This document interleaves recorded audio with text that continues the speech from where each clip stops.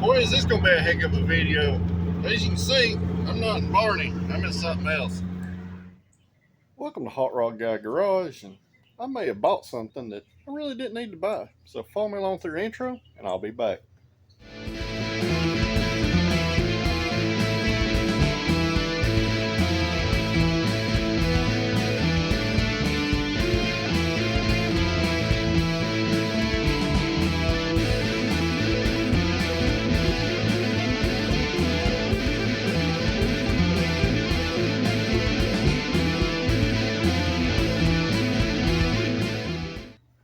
So, you made it through the intro, and here we are. So, at first, I got to tell a little backstory on what I bought.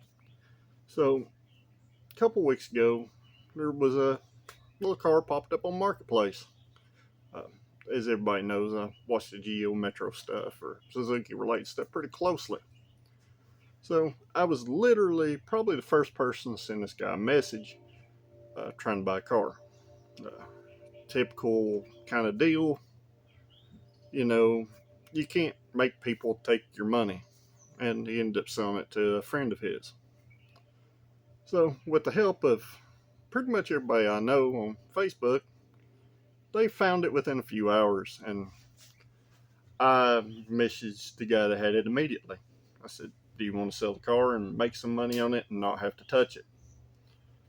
And he was pretty responsive for, the first couple hours.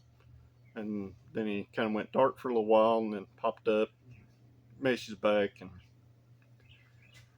it worked out to where this past Friday I was supposed to buy the car. Well, we're at Saturday now. So Friday night I get home. I've sent him messages all day with no response. And turns out his phone got broken. But as we're messaging, it pops back up on Facebook Marketplace, which I will drop both screenshots of both times in this video.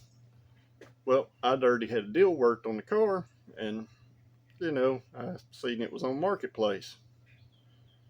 Well, there was a point where it kind of tried to get sniped out from under me the first time, and I'm not real happy about that because it's somebody that I know.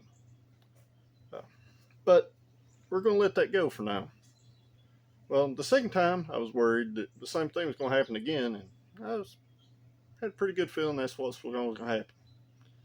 So I pretty much went and got it first thing this morning, right when the guy got off work, and now it's sitting in my driveway. So I'll flip the camera around and we'll walk around it and I'll show you what I got. I'll show you what all it does need, and it's definitely a project, but I did drive it home about 30 minutes, 35 minutes home. So let's get to that. So what we have here is an 89 model Swift GT-i. The GT with the little I is 89 only, and the car has had some paint work done on the front half of it. Looks like it's supporting the original paint from here back. So it does have a pretty good little dent in the quarter panel.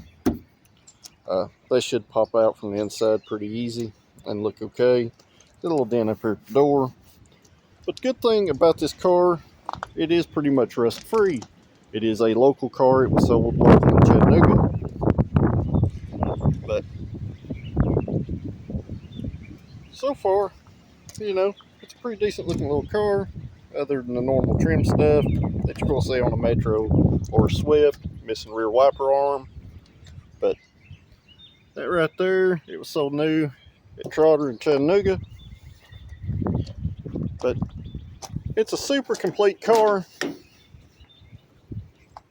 and it does have a pretty nice interior. It does need quite a bit of cleaning, but the seat bolsters and everything are in pretty good shape. And the only place I can find the seats on the other side, just get a piece of the threads come loose right in here, but it can be easily stitched up. So pretty decent looking little car. Looks like it's got probably 168,000 miles, judging by the condition of the seats and the condition of the pedals down there. And under the hood kind of coincides. It's not ever been cleaned up under here. Got a little valve cover gasket leak, and the clutch definitely needs adjustment. The clutch is very screwy on it, but it does have a new set of plug wires and a newer battery in it. So that's pretty much what we're looking at. So one may be asking, why buy that? Well, they're pretty rare, especially here in the Southeast. They're not a common car. If you're in the Northeast or in the Canada regions, they're a lot more common. You know, why, I don't know, but down here, they're pretty rare. But I can see why. After driving this car, this is a night and day difference over a Geo Metro, and is more of a comparison to the SVO Mustang to a 4-cylinder base model Mustang, as it is a comparison of a Geo Metro to a Suzuki Swift GTI. So, pretty cool little car. I don't know what I'm going to do with it yet, but it does need some work. It's got a bad wheel bearing noise in the front. Obviously, the clutch is all screwed up because of the adjustment, and it's got a couple leaks that need to be addressed.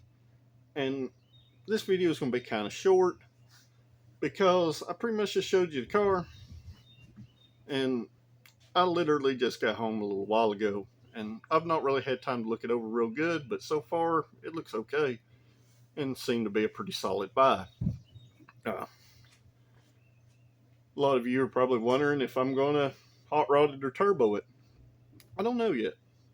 More than likely I'm going to clean it up real well, make a nice just cruiser driver out of it for now, and I will probably repaint it sometime this summer. So I don't know. Let me know down in the comments below what you think I should do with it, and I'll be right back. So I think the first order of business is, let's get this thing cleaned up and see what it actually is, because it's pretty dirty and you can't see a whole lot that way. So I'm going to get it cleaned up, and you follow along with me. We'll jack it up, we'll check out these wheel bearings and see what we got going on there. I'll be back.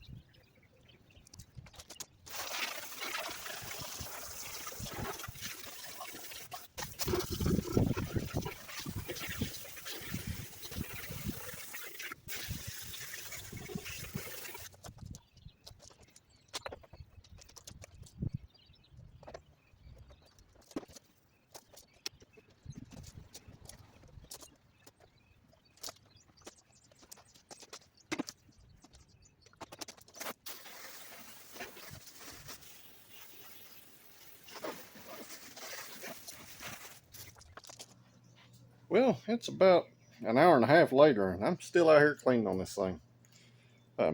One thing with a car that sits a long time, they're always very filthy. I'm pretty sure I know originally where this car come from, and it was probably destined for a place called LKQ. So, you know, there's lots of leaves packed in, lots of mold, lots of dirt, compounded stuff. But I'm going to work on cleaning that stuff out, and I'll be back, guys, because if I literally filmed me cleaning this car up, it'd be 6 hours long at this point. So, jump back in a little later this afternoon. Well, wild adventure. I've been working on this quarter panel that was caved in on the passenger side. And I think I'm going to stop while I'm ahead at this point, because I'm not ready to do any body work or paint work to it, but I got 90% of it where it was all pushed in out, and it does look a lot better, but it looks a lot worse at the same time. But I'll flip it around, show it to you. Fix and run a vacuum cleaner through this thing. So this whole thing was just like caved in here, and it's had a real sharp crease right here, right under the body line. So I tried to come in here and push all this stuff out, but it's a lot better than it was, but not wonderfully great. So it's gonna need a little bit more attention than I'm wanting to give it right now. So tried my PDR tool with some suction cups and got 90% of it out, but I just wasn't real happy. So it's going to definitely need some body work on that quarter panel. Not a super big deal. if you remember, Project Phoenix, I done quite a bit of body work to that one, including some dents in the roof. So looks like we're gonna paint this car probably this summer. So let me run this vacuum cleaner through here and we'll see what the interior ends up looking like. Well, I've pretty much spent all day cleaning on this thing, and I've got it actually looking pretty presentable, inside and out. So we done went over the outside. I'll show you the inside right now. So got the dash cleaned up. There's still a little dirty air on that little pad, but it needs a set of floor mats in it. But get everything all cleaned up and trimmed up, and some janky wiring took out, and the windows and stuff cleaned. So looks pretty good in here. Can't ask for much better out of an 89 model. So let's just do a kind of a walk around again, and I'll show you what we got.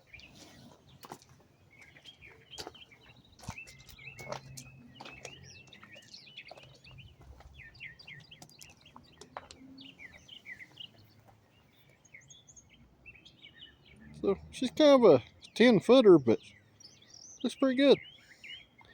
And you'll be riding home with the SVO and, the Metro's over there. So it's got that going for it.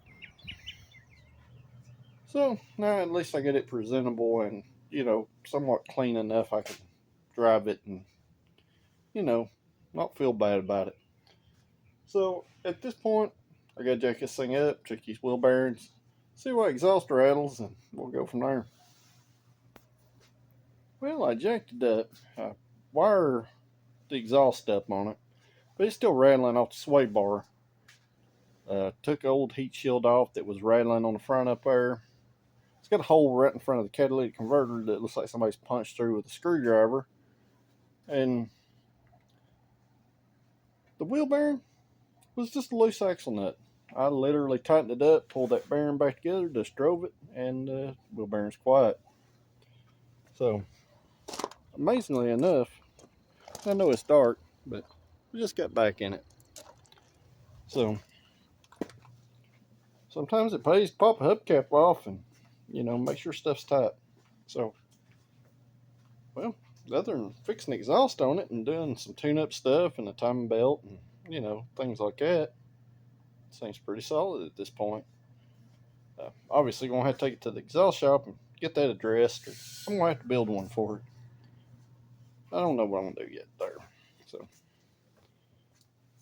let me know what muffler sounds good on the 1.3 dual overhead cam motor down in the comments below. I don't know. Well, guys, I guess that's it for this video. So, if you enjoyed watching this video, hit that like button, comment down below, and let me know what you think I should name this thing or what you think of it. And most importantly, if you're not a subscriber and you're first time watching, hit that subscribe button. I really appreciate that. And I'll see y'all at the next video. Thanks for watching.